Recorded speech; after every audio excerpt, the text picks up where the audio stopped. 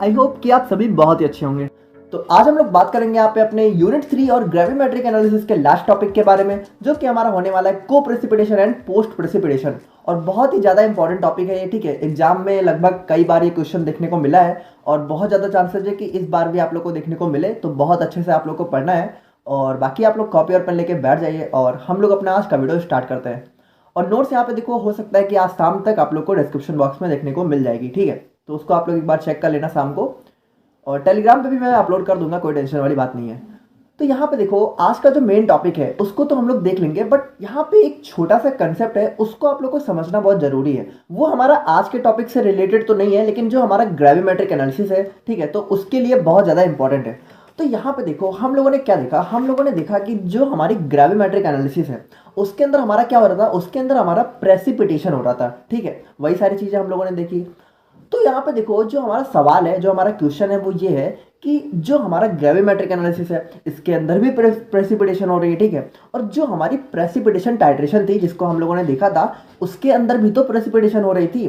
तो यहाँ पे जो हमारा प्रेसिपिटेशन टाइट्रेशन है और जो हमारी ग्रेविमेट्रिक एनालिसिस है, इसके अंदर डिफरेंस क्या है। कुछ तो डिफरेंस होगा, तभी तो नाम चेंज है, वरना तो हमारा बिल्कुल सेम हो जाता। तो यहाँ पे देखो डिफरेंस है, ठीक है, एक बहुत मेजर डिफरेंस है। यहाँ पे देखो, जो हमारी प्रेसिपिटेशन टाइट्रेशन है, ठीक है, तो इसके अंदर हमारा जो पूरा कंसेप्ट है वो टाइट्रेशन वाला लग रहा है, ठीक है। यहाँ पे हमारे पास टाइट्रेंट होता है, एनालाइट होता है, इंडिकेटर होता है। और यहाँ पे बहुत ही ध्यान से सुनना, यहाँ पे जो हमारा प्रेसिपिटेट बनता है, ठीक है, तो इस प्रेसिपिटेट के साथ हम लोग कुछ नहीं करते, ठीक है। ये प्रेसिपिटेट हम लोग को ये बताता है कि हमारा जो टाइट्रेशन है उसका यहाँ पे एंड पॉइंट आ गया है। आप लोग को याद आ रहा है ना, देखो इसमें हम लोग क्या करते हैं, इसमें सबसे पहले टाइट्रेंट और एनालाइट ऐड होता है, ठीक है। उसके बाद यहाँ पे प्रेसिपिटेट बनता है, उसके बाद यहाँ पे इंडिकेटर जब हम लोग ऐड करते हैं तो उसका भी प्रेसिपिटेट बनता है, जिसका कलर यहाँ पे अलग रहता है। और उस कलर की वजह से हम लोग क्या पता लगा देते हैं, अपना एंड पॉइंट। यहाँ पे देखो, समझने वाली बात यह है कि हम लोग इस प्रेसिपिटेट के साथ में कुछ भी नहीं करते हैं, ठीक है। हमारा यहाँ पे मेन होता है सोल्यूशन, ठीक है, मेन हमारा यहाँ पे होता है एनालाइट सोल्यूशन, ठीक है। तो हम लोग उसका एनालिसिस करते हैं, हम लोग इस प्रेसिपिटेट के साथ कुछ नहीं करते। ये तो बस हमारा ये बताता है कि हमारा जो टाइट्रेशन है वो यहाँ पे कंप्लीट हो गया है। तो प्रेसिपिटेशन टाइट्रेशन में हमारा ये होता है। लेकिन यहाँ पे देखो, जो हमारा ग्रेविमेट्रिक एनालिसिस है ना, यहाँ पे चीज़ें अलग हो जाती है। यहाँ पे बनता तो हमारा प्रेसिपिटेट है, बिल्कुल सही बात है, लेकिन यहाँ पे देखो हम लोग इसी प्रेसिपिटेट के साथ सब कुछ करते हैं, ठीक है। यहाँ पे जो हमारा प्रेसिपिटेट बनता है ना, इसको हम लोग सबसे पहले क्या करते हैं, इसको हम लोग यहाँ पे छान के अलग कर लेते हैं, फिल्टर कर लेते हैं, ठीक है। और उसके बाद क्या करते हैं, इसको हम लोग वॉश करते हैं, ड्राई करते हैं, ठीक है। उसके बाद वेट करते हैं, मेजर करते हैं, कैलकुलेशन करते हैं।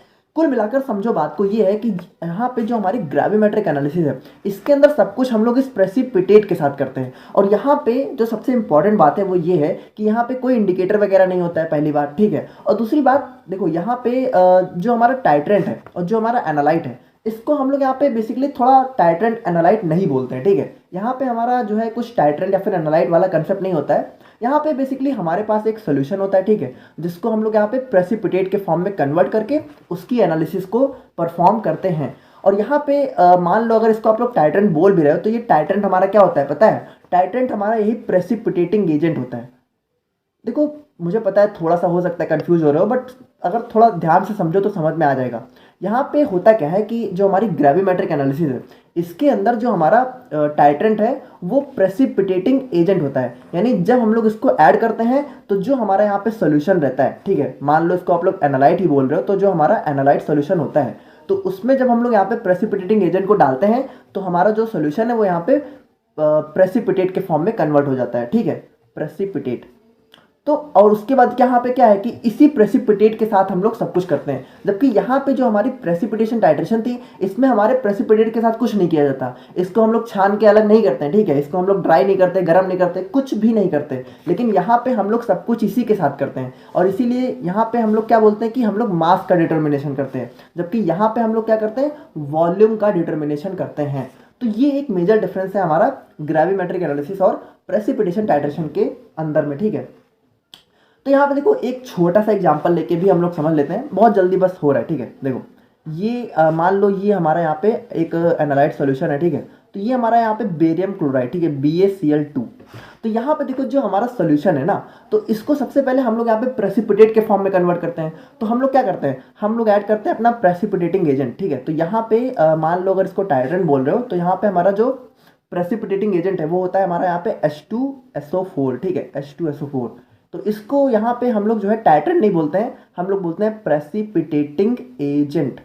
प्रेसिपिटेटिंग एजेंट का मतलब क्या है, जो कि प्रेसिपिटेट में कन्वर्ट कर दे हमारे सॉल्यूशन को, ठीक है। तो यहाँ पे हम लोग जब अपने H2SO4 को BaCl2 के साथ ऐड करते हैं तो होता क्या है, देखो H2SO4 प्लस BaCl2, तो यहाँ पे होता क्या है, इन दोनों के बीच में रिएक्शन वगैरह होती है और हमारा क्या बनता है BaSO4, ठीक है, BaSO4 और 2HCl, यानी कि हमारा यहाँ पे बेरियम सल्फेट बनता है। और ये जो हमारा बेरियम सल्फेट है ना, यही हमारा यहाँ पे क्या होता है, यही हमारा प्रेसिपिटेट बन जाता है, ठीक है। और उसके बाद हम लोग जितनी भी एनालिसिस है, यानी उसके बाद हमारे जो ग्रेविमेट्रिक एनालिसिस के अंदर जितने भी स्टेप होते हैं, हमारा ड्राइंग हो गया, इग्निशन हो गया, ठीक है, वॉशिंग हो गया, और उसके बाद वेट हो गया, कैलकुलेशन हो गया, वो सब कुछ हम लोग इस वाले प्रेसिपिटेट के साथ परफॉर्म करते हैं। तो यहाँ पे देखो कुल मिलाकर आप लोग समझ गए ना कि यहाँ पे जो हमारा प्रेसिपिटेशन टाइट्रेशन है और ग्रेविमेट्रिक एनालिसिस है, उसके अंदर एक मेजर डिफरेंस क्या है। यहाँ पे हम लोग इस प्रेसिपिटेट के साथ सब कुछ करते हैं, जबकि यहाँ पे इस प्रेसिपिटेट के साथ कुछ भी नहीं किया जाता है। यहाँ पे हमारा इंडिकेटर वगैरह होता है, यहाँ पे कोई भी इंडिकेटर वगैरह नहीं होता है, ठीक है। तो यहाँ पे इसीलिए देखो हम लोग इसको ग्रेविमेट्रिक टाइट्रेशन नहीं बोलते हैं, हम लोग इसको बोलते हैं ग्रेविमेट्रिक एनालिसिस। अब कई जगह आप लोगों को ग्रेविमेट्रिक टाइट्रेशन भी देखने को मिल जाएगा, क्योंकि देखो कंसेप्ट तो यहाँ पे टाइट्रेशन का ही लग रहा है, ठीक है। यहाँ पे भी हम लोग जो है एक अननोन सोल्यूशन की कंसेंट्रेशन का पता कर रहे हैं, बस यहाँ पे थोड़ा सा डिफरेंस चीज़ें हो जाती हैं। तो ये था हमारा यहाँ पे ग्रेविमेट्रिक एनालिसिस और हमारे प्रेसिपिटेशन टाइट्रेशन में एक बहुत ही मेजर डिफरेंस। अब देखो ये चीज़ आप लोग को समझना बहुत ज़रूरी था, ठीक है, ताकि आप लोग यहाँ पे देखो कुछ रटो मत, ठीक है, बातों को हर चीज़ें क्लियर होनी चाहिए। चलो ठीक है, आई होप कि आप लोग यहाँ पे समझ गए होगे अब ये चीज़। तो अब हम लोग यहाँ पे अपना आज का मेन टॉपिक जो है स्टार्ट करते हैं, जो कि हमारा क्या है, को प्रेसिपिटेशन और पोस्ट प्रेसिपिटेशन। अब देखो इसको हम लोग यहाँ पे प्योरिटी ऑफ प्रेसिपिटेट के अंडर में स्टडी करते हैं, ठीक है। यानी यहाँ पे देखो होता क्या है कि जो हमारा प्रेसिपिटेट होता है, ठीक है, जब हम लोग उसको यहाँ पे अलग करते हैं, सेपरेट करते हैं, ठीक है, फिल्टर करके, तो होता क्या है कि देखो हर बार हमें जो है वो प्योर फॉर्म में नहीं प्राप्त होता है, यानी उसके अंदर कुछ इम्प्योरिटी वगैरह भी मिक्स हो जाती हैं। जैसे मान लो बात करें तो मान लो, ठीक है, मान लो हमारा बेरियम सल्फेट है, ठीक है, BaSO4। अब इसका प्रेसिपिटेट हमें चाहिए, लेकिन अब इसके साथ मान लो कुछ और चीज़ें भी मिक्स हो गई, ठीक है, तो हमारा ये प्योर तो रह नहीं गया, हमें तो चाहिए था BaSO4, लेकिन इसके साथ मिक्स हो गई कुछ और भी चीज़ें, तो वो हमारी क्या हो जाती है, इम्प्योरिटी हो जाती है, ठीक है। तो यहाँ पे देखो अमाउंट ऑफ इम्प्योरिटी है, ठीक है, वो डिपेंड करती है नेचर ऑफ प्रेसिपिटेट और कंडीशन ऑफ प्रेसिपिटेशन, ठीक है, यानी हमारी प्रेसिपिटेशन किस तरह परफॉर्म की गई है और जो हमारा प्रेसिपिटेट है वो किस नेचर का है, तो उस पर हमारा इम्प्योरिटी जो है डिपेंड करता है कि कितना ज़्यादा है कितना कम है। अब यहाँ पे देखो जो हमारी इम्प्योरिटी है ना, उसके दो मेजर सोर्सेज होते हैं। तो यहाँ पे कुल मिलाकर बात ये है कि जो हमारा प्रेसिपिटेट है तो उसके अंदर जो इम्प्योरिटी है, ठीक है, तो वो दो तरीके से हो सकती है। पहली हो सकती है को प्रेसिपिटेशन के द्वारा और दूसरी हो सकती है पोस्ट प्रेसिपिटेशन के थ्रू, ठीक है। तो ये दोनों बहुत ही ज़्यादा इंपॉर्टेंट टॉपिक है, तो इसको आप लोग अब जो है बहुत अच्छे से समझने की कोशिश करना, ठीक है। तो यहाँ पे देखो जो हमारा को प्रेसिपिटेशन है और पोस्ट प्रेसिपिटेशन है, तो इसका अगर हम लोग एक बेसिक ओवरव्यू की बात करें तो इसके अंदर मतलब बेसिकली होता क्या है, तो देखो आप लोग नाम से समझना, को प्रेसिपिटेशन, को मतलब क्या होता है, को मतलब होता है साथ में, ठीक है। यानी कि बात करें तो जो हमारा यहाँ पे एनालाइट का सॉल्यूशन होता है, जब हम लोग उसको यहाँ पे प्रेसिपिटेट के फॉर्म में कन्वर्ट करते हैं, तो अगर उसी के साथ में हमारी इम्प्योरिटी भी प्रेसिपिटेट हो जाए, ठीक है, तो उसको हम लोग क्या बोलते हैं, को प्रेसिपिटेशन, यानी प्रेसिपिटेशन के साथ साथ हमारी इम्प्योरिटी का भी प्रेसिपिटेशन हो गया। इसको आप लोग देखो ऐसे समझो, मान लो हमारा BaSO4 का ही लेते हैं क्योंकि यही हमारे सिलेबस में दिया हुआ है। तो मान लो हमारा BaSO4 है, अब इसका हम लोगों ने क्या किया, प्रेसिपिटेशन किया, ठीक है। अब इसी के साथ साथ, यानी जब इसका प्रेसिपिटेशन हो रहा है उसी के साथ साथ हमारी जो इम्प्योरिटी है वो भी प्रेसिपिटेट हो जाए और इसी के साथ मिक्स हो जाए, तो उसको हम लोग क्या बोलते हैं, को प्रेसिपिटेशन। और अगर अगर हमारा जो इम्प्योरिटी है, ठीक है, वो हमारे प्रेसिपिटेट बनने के बाद में हमें देखने को मिले, यानी कि देखो यहाँ पे क्या है कि हमारा जो प्रेसिपिटेशन है वो तो हो गया है, ठीक है, अभी तक हमारी इम्प्योरिटी नहीं आई है, लेकिन थोड़ी देर बाद क्या हुआ, थोड़ी देर बाद अगर इसके साथ हमारा जो इम्प्योरिटी है, ठीक है, वो अगर आके हो जा रहा है, यानी प्रेसिपिटेशन होने के बाद में, पोस्ट मतलब क्या है, पोस्ट मतलब यहाँ पे बाद में, ठीक है, यानी हमारा जब प्रेसिपिटेशन हो चुका है हमारे सॉल्यूशन का, अगर उसके बाद में कोई इम्प्योरिटी आके हमारे प्रेसिपिटेट में जो है मिक्स हो जा रही है, तो उसको हम लोग यहाँ पे क्या बोलते हैं, पोस्ट प्रेसिपिटेशन, ठीक है। तो एक बेसिक सा कंसेप्ट आप लोग समझ गए होंगे। अब इसको हम लोग यहाँ पे थोड़ा सा देख लेते हैं, क्योंकि एग्जाम में मतलब 5-7 नंबर में आता है तो थोड़ा सा लिखना रहेगा। तो तो यहाँ पे देखो जो हमारा को प्रेसिपिटेशन है वो हमारी एक ऐसी प्रोसेस है जिसमें जो हमारी इम्प्योरिटी है, ठीक है, वो भी यहाँ पे प्रेसिपिटेट के फॉर्म में कन्वर्ट हो जाती है ड्यूरिंग द प्रेसिपिटेशन, ठीक है। यानी प्रेसिपिटेट जब हमारा हो रहा है, ठीक है, जो हमारा मेन सोल्यूशन है, उसके साथ साथ अगर हमारी इम्प्योरिटी भी प्रेसिपिटेट हो जा रही है तो उसको हम लोग क्या बोलते हैं, को प्रेसिपिटेशन। अब यहाँ पे देखो जो हमारी को प्रेसिपिटेशन की प्रॉब्लम है वो जनरली कब देखने को मिलती है, जब यहाँ पे 2-3 कंपाउंड एक साथ यहाँ पे मिक्स कर दिए जाते हैं, ठीक है। और यहाँ पे देखो जो हमारी ग्रेविमेट्रिक एनालिसिस होती है उसके अंदर को प्रेसिपिटेशन के चांसेस भी बहुत ज़्यादा होते हैं। यानी ज़्यादातर होता यही है कि जब हम लोग यहाँ पे अपनी ग्रेविमेट्रिक एनालिसिस को परफॉर्म करते हैं, ठीक है, तो उसके अंदर को प्रेसिपिटेशन हो ही जाता है, बहुत ज़्यादा हो जाता है। देखो यहाँ पे एक चीज़ आप लोग को समझना जरूरी है कि जो हमारी ग्रेविमेट्रिक एनालिसिस है ये हमारा बहुत ही पुराना मेथड था, आज के दिन में ज़्यादा परफॉर्म नहीं किया जाता है, ठीक है। बहुत कम हम लोग यहाँ पे ग्रेविमेट्रिक एनालिसिस को यूज़ करते हैं। पहले के दिनों में यूज होता था, आज के दिन में नहीं होता है, क्योंकि यही जो हमारा को प्रेसिपिटेशन है, पोस्ट प्रेसिपिटेशन है, ये हमारा बहुत ज़्यादा हो जाता है, जिसकी वजह से हमारी एनालिसिस बिल्कुल बेकार हो जाती है, ठीक है। तो बात करें हम लोग यहाँ पे अपने टाइप्स या फिर मैकेनिज्म ऑफ को प्रेसिपिटेशन के बारे में, तो यहाँ पे देखो हमें जो है 4 तरीके से को प्रेसिपिटेशन की प्रोसेस देखने को मिल सकती है।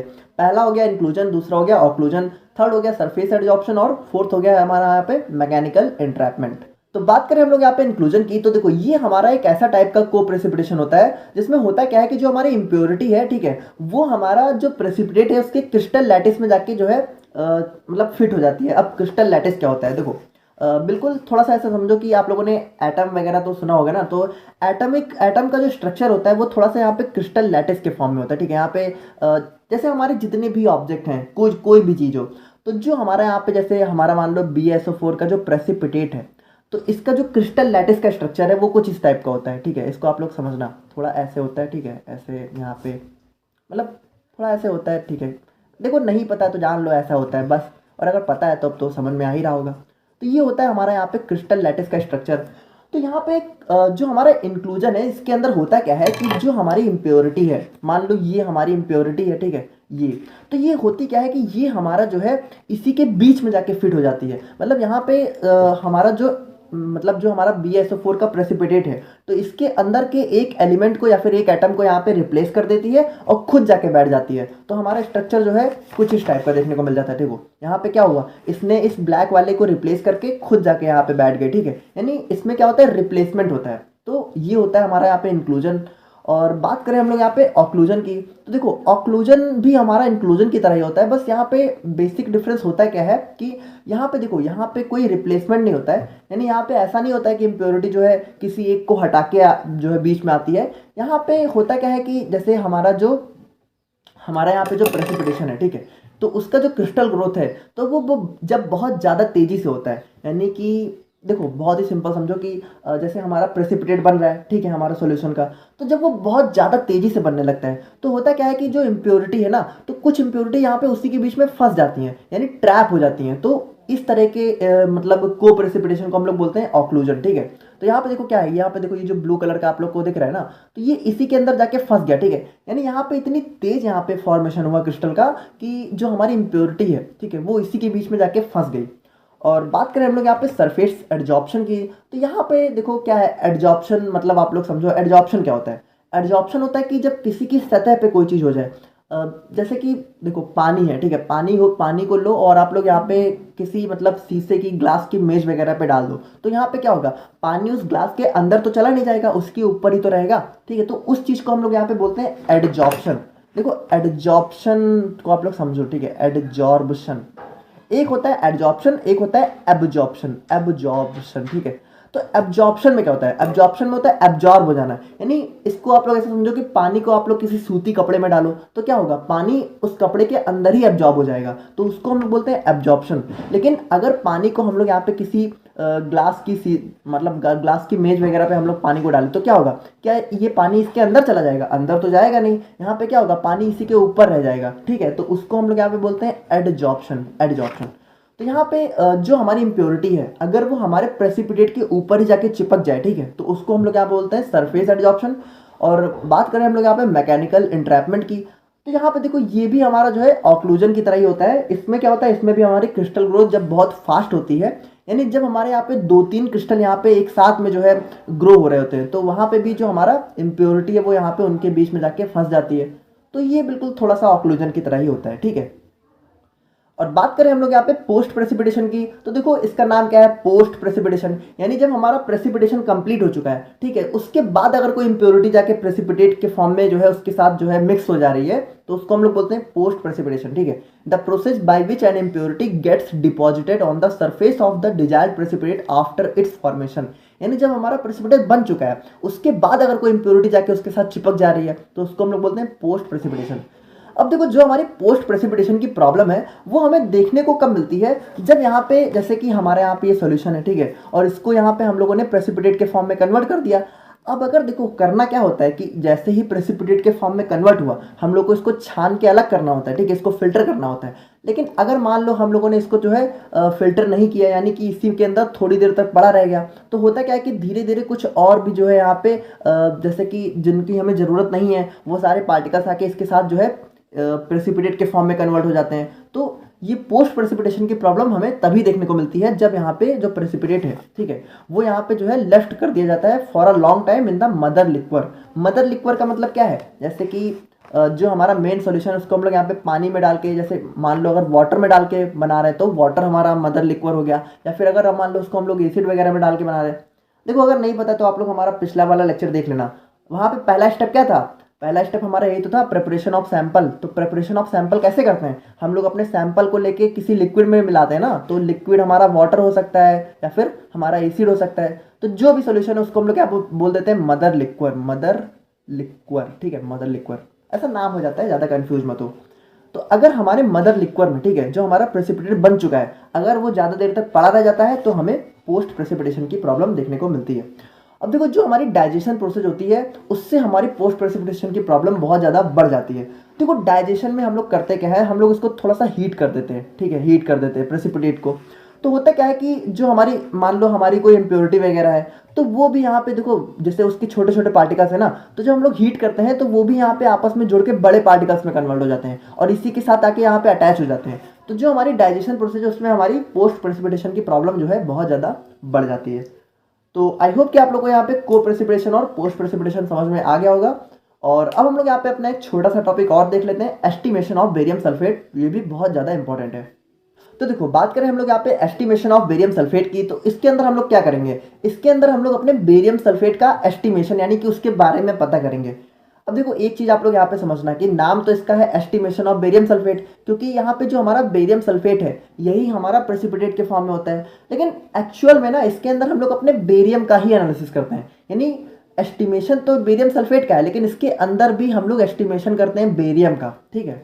अब इसके केमिकल फॉर्मूला की बात करें तो हमारा क्या होता है, BSO4 मॉलिक्यूलर वेट 233.4 ग्राम पर मोल। प्रॉपर्टीज की बात करें तो बस वही सारी चीज़ें, फाइन होता है, odourless, tasteless, insoluble in water, याद कर लेना आप लोग, ठीक है। और प्रिंसिपल की बात करें तो देखो अभी तक मैंने आप लोग को जो स्टार्टिंग से एग्जांपल दिया है बिल्कुल वही चीज़ है।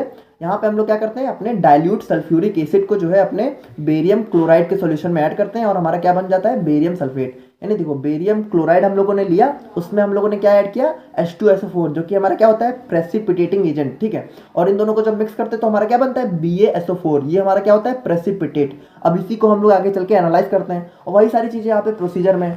अब देखो ये हमारा क्या है, ये हमारा ग्रेविमेट्रिक एनालिसिस के अंदर हो रहा है ना, तो इसके अंदर बस वही सारी चीज़ें हैं, बिल्कुल ग्रेविमेट्रिक एनालिसिस का जितना भी स्टेप है वही आप लोग को फॉलो करना है। यानी सबसे पहले हम लोग क्या करेंगे, सबसे पहले हम लोग यहाँ पे सोल्यूशन तैयार करेंगे, फिर उसका जो है 25 ml लेके बीकर में डालेंगे, ठीक है। उसके बाद हम लोग यहाँ पे क्या करेंगे, 0.5 ml H2SO4 लेंगे और उसको यहाँ पे 100 ml डिस्टिल्ड वाटर के साथ मिक्स कर देंगे। यानी देखो यहाँ पे ये हमारे यहाँ पे बीकर हो गया, ठीक है। इसकी कैपेसिटी कितनी है, 500 ml, ठीक है। तो सबसे पहले हम लोगों ने यहाँ पे जो है 25 ml अपना यहाँ पे क्या डाला, बेरियम क्लोराइड BaCl2, ठीक है। और उसके बाद 0.5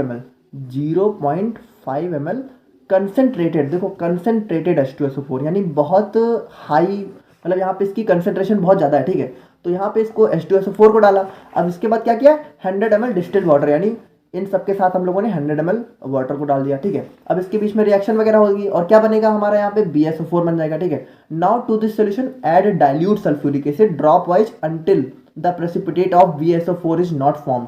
यानी यहाँ पे देखो इस चीज़ को आप लोग समझना, सबसे पहले हम लोगों ने क्या किया, सबसे पहले हम लोगों ने कंसेंट्रेटेड H2SO4 को ऐड किया, ठीक है। कितना 0.5 ml। अब उसके बाद हम लोग क्या करेंगे, उसके बाद हम लोग यहाँ पे अपने डाइल्यूट H2SO4 को ड्रॉप वाइज डालते रहेंगे। कब तक, जब तक हमारा ये BaCl2 जो है BaSO4 में ना कन्वर्ट हो जाए, यानी हमारे प्रेसिपिटेट में ना कन्वर्ट हो जाए, तब तक हम लोग यहाँ पे अपने डाइल्यूट सल्फ्यूरिक एसिड को डालते रहेंगे। क्योंकि ये हमारा क्या है, ये हमारा प्रेसिपिटेटिंग एजेंट जो कि क्या करेगा, हमारे BaCl2 को BaSO4 में कन्वर्ट करेगा, ठीक है। और जैसे हमारा प्रेसिपिटेट बन जाए तो हम लोग क्या करेंगे, allow the precipitate to settle down, यानी उसको नीचे बैठने के लिए अलाउ कर देंगे।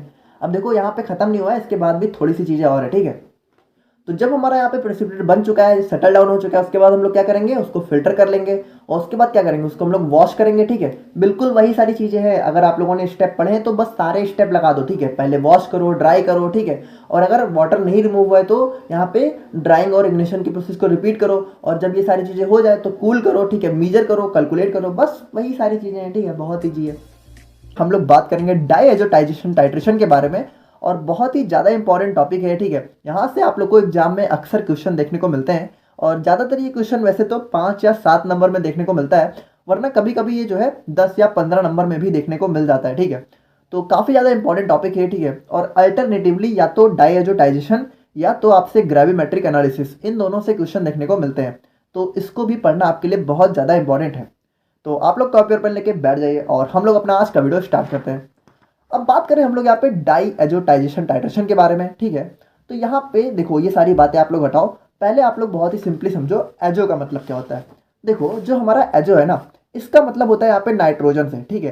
यानी एजो वर्ड हमारा नाइट्रोजन को रिफर करता है। अब यहाँ पे देखो क्या लिखा हुआ है, डाइएजो। डाइएजो का मतलब क्या हुआ, 2 नाइट्रोजन। यानी कि यहाँ पे क्या होगा कि यहाँ पे हमारे पास कोई ऐसा कंपाउंड होगा जिसके अंदर हमें 2 नाइट्रोजन देखने को मिलेंगे, ठीक है। इतना समझ गए, चलो ठीक है। अब यहाँ पे इसकी डेफिनेशन को अगर हम लोग समझें तो diazotisation titration is a method used for determination of primary aromatic amine compounds, ठीक है। अब इस चीज को आप लोग यहाँ पे ध्यान से देखना, यहाँ पे हम लोग डाइएजोटाइजेशन टाइट्रेशन में करते क्या है, यहाँ पे हमारा सैंपल होता है प्राइमरी एरोमेटिक अमीन कंपाउंड, ठीक है। तो इसका हम लोग यहाँ पे डिटरमिनेशन करते हैं। अब ये प्राइमरी एरोमेटिक अमीन कंपाउंड है क्या, तो सबसे पहले तो आप लोग ये समझो अमीन क्या होता है। अमीन मतलब अमोनिया, अमोनिया मतलब NH3, ठीक है। तो NH3 हमारा क्या होता है, देखो अब NH3 को हम लोग यहाँ पे इस तरीके से भी लिख सकते हैं, ठीक है, N और यहाँ पे 3H, ठीक है, सिंगल बॉन्ड से जुड़े हुए। अब यहाँ पे आप लोग ध्यान से सुनना, जब यहाँ पे NH3 यानी कि अमोनिया में से हम लोग एक H को रिप्लेस करके, ठीक है, इसकी जगह कुछ मतलब कुछ भी और कंपाउंड जोड़ दें, ठीक है, मान लो कोई चेन है या फिर कोई भी कंपाउंड है, तो यहाँ पे उस अमोनिया को हम लोग बोलते हैं प्राइमरी अमीन, ठीक है, प्राइमरी अमीन। अगर एक H को हम लोग रिप्लेस कर रहे हैं तो क्या बोलेंगे, प्राइमरी अमीन। और अगर मान लो हम लोग 2 को कर रहे हैं तो क्या बोलेंगे, सेकेंडरी अमीन। और अगर तीनों H को हम लोगों ने हटा के कोई और कंपाउंड लाके जोड़ दिया तो हम लोग क्या बोलेंगे, टर्शियरी अमीन। बट हमें यहाँ पे देखना है अपने प्राइमरी अमीन को। अब देखो यहाँ पे क्या लिखा हुआ है, प्राइमरी एरोमेटिक अमीन। अब एरोमेटिक क्या होता है, तो एरोमेटिक होता है एरोमेटिक हमारे कंपाउंड होते हैं, जैसे हमारा बेंजीन रिंग, ठीक है, बेंजीन हमारा होता है एरोमेटिक कंपाउंड। तो यहाँ पे प्राइमरी एरोमेटिक अमीन कंपाउंड से क्या मतलब है कि जो हमारा अमीन है, ठीक है, जब वहाँ पे एक H रिप्लेस होके हमारा यहाँ पे बेंजीन रिंग जुड़ जाए तो उसको हम लोग बोलते हैं प्राइमरी एरोमेटिक अमीन। यानी कि इसका स्ट्रक्चर हमें कुछ इस तरीके से देखने को मिलता है, ठीक है। यहाँ पे आप लोग देखो तो एक H की जगह हमारा क्या आ गया है, बेंजीन रिंग। तो बस सिंपली इसी को हम लोग बोलते हैं प्राइमरी एरोमेटिक अमीन कंपाउंड। तो यहाँ पे इस वाले कंपाउंड की डिटर्मिनेशन के लिए हम लोग अपने डाइएजोटाइजेशन टाइट्रेशन का यूज करते हैं, ठीक है। The diazotization titration is nothing but simply the conversion of primary aromatic amine to a diazonium compound, ठीक है। अब यहाँ पे देखो इसको डाइएजोटाइजेशन क्यों बोलते हैं, ठीक है, क्योंकि यहाँ पे होता क्या है कि ये जो हमारा प्राइमरी एरोमेटिक अमीन कंपाउंड होता है, ठीक है, ये वाला, ये यहाँ पे कन्वर्ट हो जाता है डायोजोनियम सॉल्ट में, ठीक है। यहाँ पे अभी हम लोग देखेंगे तो यहाँ पे कुछ रिएक्शन वगैरह होती है हमारे टाइट्रेंट और एनालाइट के बीच में, और होता क्या है कि यहाँ पे डाईएजोनियम सॉल्ट का फॉर्मेशन होता है, जिसका स्ट्रक्चर हमारा कुछ ऐसा देखने को मिलता है, और इसी की वजह से हम लोग इसको क्या बोलते हैं, डाइएजोटाइजेशन टाइट्रेशन।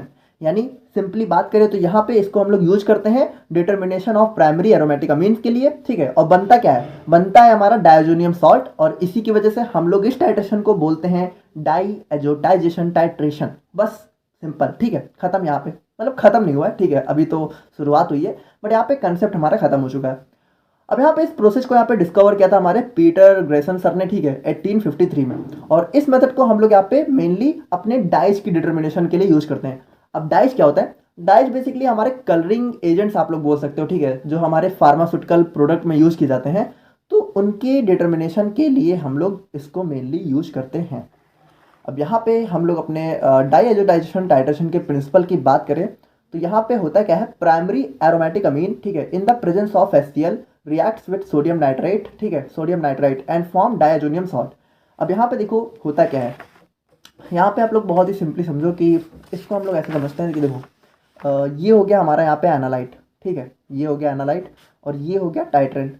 अब देखो यहाँ पे एनालाइट टाइट्रेंट के बारे में मैं आप लोग को नहीं बताने वाला हूँ, मैंने बहुत अच्छे से इनको अपने प्रीवियस वीडियो में एक्सप्लेन कर दिया है, तो अगर आप लोग को नहीं पता तो वहाँ पे जाके देख लो।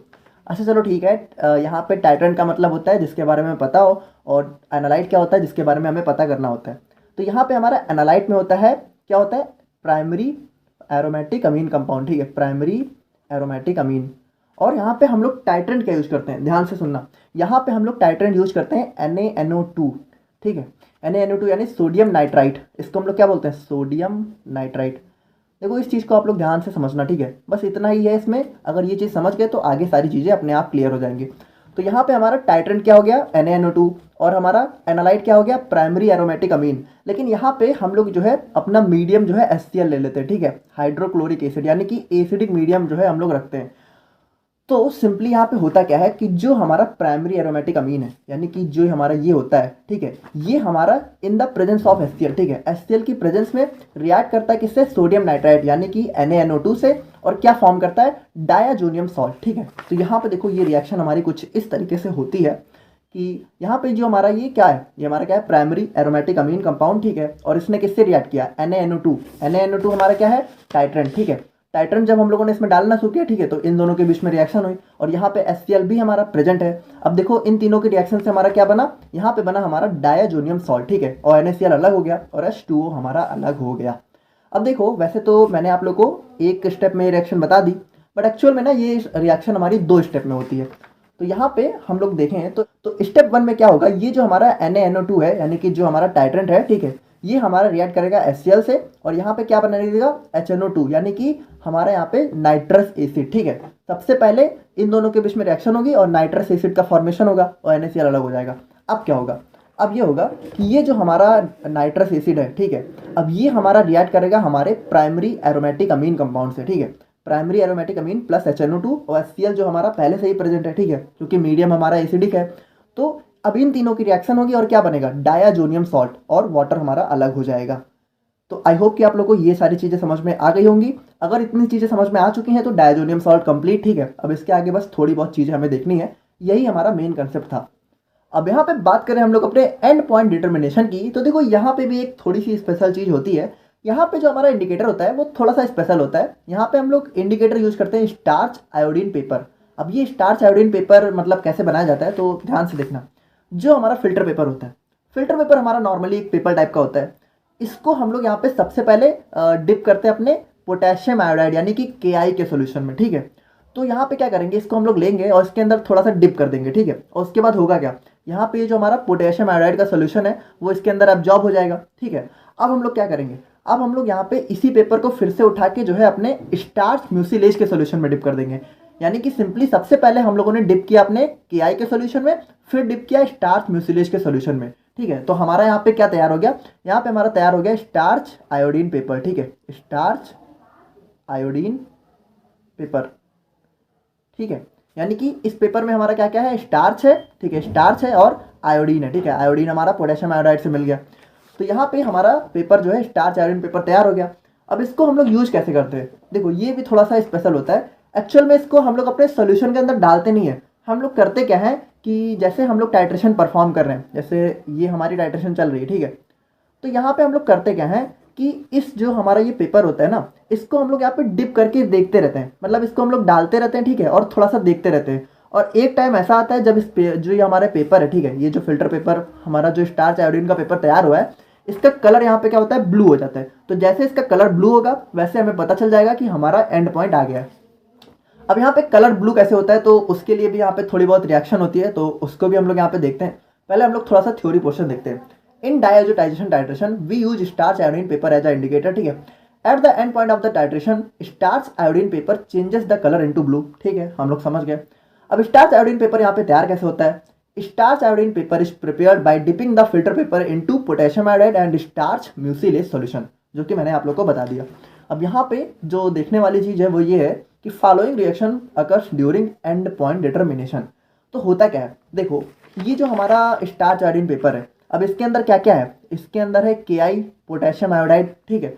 तो सबसे पहले करेगा क्या, ये जो पोटेशियम आयोडाइड है ना, ये हमारा रिएक्ट करेगा HCl से। अब HCl कहाँ है? HCl मैंने आप लोग को स्टार्टिंग में ही बता दिया, हमारा एनालाइट के अंदर है, ठीक है। इसके अंदर हमारा एसिडिक मीडियम है, HCl है। तो ये जो KI है ये इस HCl से रिएक्ट करेगा और हमारा क्या बना देगा? HI, ठीक है। और उसके बाद ये जो हमारा HI है ये हमारा रिएक्ट करेगा HNO2 से। अब HNO2 हमारा पहली रिएक्शन में बना था, आप लोगों को याद है ना। और उसके बाद क्या होगा, जब ये दोनों रिएक्ट करेंगे तो हमारा क्या होगा? आयोडीन यहाँ पे रिलीज हो जाएगा, ठीक है। I2 हमारा रिलीज हो जाएगा और यहाँ पे NO रिलीज होगा और H2O, ठीक है। अब ये I2 क्या करेगा? अब ये I2, ठीक है, यहाँ पे रिएक्ट करेगा हमारे स्टार्च से, ठीक है। और स्टार्च हमारा किसके अंदर है? इसी फिल्टर पेपर के अंदर है। तो अब इस आयोडीन की रिएक्शन होगी हमारे स्टार्च से और यहाँ पे कॉम्प्लेक्स बनेगा आयोडीन स्टार्च का, ठीक है, जिसका कलर क्या होता है? ब्लू होता है। तो इस तरीके से हमारा इंडिकेटर यहाँ पे कलर चेंज करता है। आई होप कि आप लोग को समझ में आ गया होगा। तो इतना ही था हमारा डायजोटाइजेशन टाइट्रेशन में, बट यहाँ पे कुछ और चीज़ें हैं, क्योंकि आप लोग को यहाँ पे 5 या 7 नंबर में लिखना है, तो हम लोग थोड़ा सा और चीज़ें देख लेते हैं। अब यहाँ पे हम लोग अपने डायजोटाइजेशन टाइट्रेशन में कंडीशन की बात करें तो हम लोग को यहाँ पे टेम्परेचर को मेंटेन करना होता है 0 से 5 डिग्री सेल्सियस, यानी कि टेम्परेचर को हम लोग को काफ़ी लो रखना होता है। क्योंकि एक्चुअल में होता क्या है, ये जो हमारा सॉल्ट फॉर्म हुआ है डायजोनियम सॉल्ट, ठीक है। तो आप लोग ध्यान से देखो तो यहाँ पे हमारा प्लस और माइनस है, यानी कि सिंपली बात करें तो ये जो है आयनाइज फॉर्म में, ठीक है। और आयनाइज फॉर्म में होता क्या है कि कोई भी कंपाउंड यहाँ पे स्टेबल नहीं होता है, यानी सिंपली बात करें तो diazonium salt is not stable at high temperature, so the temperature should be maintain at 0 to 5 degree Celsius. तो ये कंडीशन हमें डायजोटाइजेशन में फॉलो करनी होती है, ठीक है। और इसके डिसएडवांटेजेस की बात करें तो यहाँ पे देखो ये बहुत ज़्यादा लेस वैरायटी ऑफ सैंपल के लिए एप्लीकेबल होता है, ठीक है। हम लोग इसको ज़्यादा टाइट्रेशन में यूज़ नहीं कर सकते। और यहाँ पे ये रिलेटिवली स्लो होती है, ठीक है, यानी कि बाकी टाइट्रेशन के कंपेयर में अगर हम लोग बात करें तो ये वाली टाइट्रेशन ना थोड़ी सी स्लो होती है। और यहाँ पे हम लोग को टेम्परेचर की कंडीशन को मेंटेन करना पड़ता है। तो और उसके बाद यहाँ पे एंड पॉइंट डिटेक्शन भी बहुत ज़्यादा डिफिकल्ट हो जाता है। अब एंड पॉइंट डिटेक्शन क्यों डिफिकल्ट हो जाता है? देखो यहाँ पे हम लोग करते क्या है, यहाँ पे हम लोग करते हैं कि हम लोग यहाँ पे अपने इस स्टार्च आयोडीन पेपर को इसके अंदर डिप करते हैं। अब देखो क्या है ना कि देखो जो हमारा टाइट्रेशन है उसके अंदर कलर चेंज ना बहुत शार्पली होता है, ठीक है, बहुत तेजी से होता है। अब मान लो हम लोग इसको डिप कर रहे हैं, ठीक है। अब मान लो कलर चेंज थोड़ा पहले हो गया, हम लोग डिप बाद में कर रहे हैं, तो क्या होगा? हमारा एंड पॉइंट थोड़ा आगे पीछे हो जाएगा। तो यहाँ पे एंड पॉइंट डिटेक्शन जो है एकदम मतलब शार्प पॉइंट मिलना मुश्किल हो जाता है, ठीक है, थोड़ा बहुत आगे पीछे हो जाता है। एंड बात करें हम लोग यहाँ पे मेथोडोलॉजी की, ठीक है, तो देखो इसमें वही सारी चीज़ें हैं, बहुत ही simple. The general procedure is followed by weighing the sample and transferring it into standard flask, ठीक है। यानी यहाँ पे हमारा जो सैंपल है एरोमेटिक अमीन कंपाउंड, ठीक है, उसको हम लोग लेंगे और स्टैंडर्ड फ्लास्क में ट्रांसफर कर देंगे, ठीक है। उसके बाद हाइड्रोक्लोरिक एसिड को ऐड करेंगे, फिर पोटेशियम ब्रोमाइड को भी यहाँ पे हम लोग ऐड करते हैं। इसको हम लोग इसलिए ऐड करते हैं ताकि जो हमारी टाइट्रेशन है वो थोड़ी सी फास्ट हो सके, ठीक है।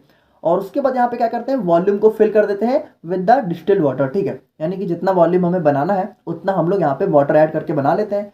The resulting solution is known as standard solution, ठीक है। अब जो हमारा सॉल्यूशन तैयार हुआ है वो स्टैंडर्ड है। अब उसमें से हम लोग को जितना चाहिए एप्रोप्रिएट वॉल्यूम, ठीक है, उसको हम लोग यहाँ पे क्या कर देते हैं, पिपेट आउट, यानी कि पिपेट से बाहर ले लेते हैं और यहाँ पे अपनी टाइट्रेशन को स्टार्ट कर देते हैं 0 से 5 डिग्री सेल्सियस टेम्परेचर को मेंटेन करने देते हैं, ठीक है। Now finally the solution is titrated with sodium nitrite solution until starch iodide paper turns into blue color, ठीक है। वही सारी चीज़ें जो मैंने आप लोग को बताई। और यहाँ पे देखो आप लोग जो है इस तरह का फिगर भी बना सकते हो, ठीक है, जैसे ये हमारा टाइट्रेंट हो गया, ये हमारा एनालाइट हो गया। तो बस कुछ खास नहीं है इसमें, बाकी ये तो आप लोग को पता ही है। एंड फाइनली बात करें हम लोग अपने एप्लीकेशन ऑफ डायजोटाइजेशन टाइट्रेशन के बारे में, तो इसको हम लोग यहाँ पे अपना सल्फोनामाइड हो गया, ठीक है, क्लोरोफेनामाइन हो गया, प्रोकेन हो गया, डोपामीन हो गया, एफेड्रिन हो गया। तो ये सारी हमारी कुछ ड्रग्स होती हैं जिनको आप लोग को आने वाले सेमेस्टर में पढ़ना है, तो उसकी डिटर्मिनेशन में हम लोग इसको मेनली यूज करते हैं। अब यहाँ पे देखो since sodium nitrite is used as titrant in diazotisation, ठीक है, hence it is also known as nitrite titration. तो यहाँ पे जो हमारा डायजोटाइजेशन टाइट्रेशन होता है, ठीक है, तो इसमें हम लोग को पता है कि हमारा टाइट्रेंट क्या होता है, NaNO2 यानी कि सोडियम नाइट्राइट, इसीलिए इसको हम लोग यहाँ पे नाइट्राइट टाइट्रेशन के नाम से भी जानते हैं। तो आई होप कि आप लोग को आज का वीडियो समझ में आ गया होगा। बाकी अगर कोई डाउट है तो आप लोग कमेंट करके बताना और मिलते हैं हम लोग यहाँ पे नेक्स्ट वीडियो में। Thank you so much.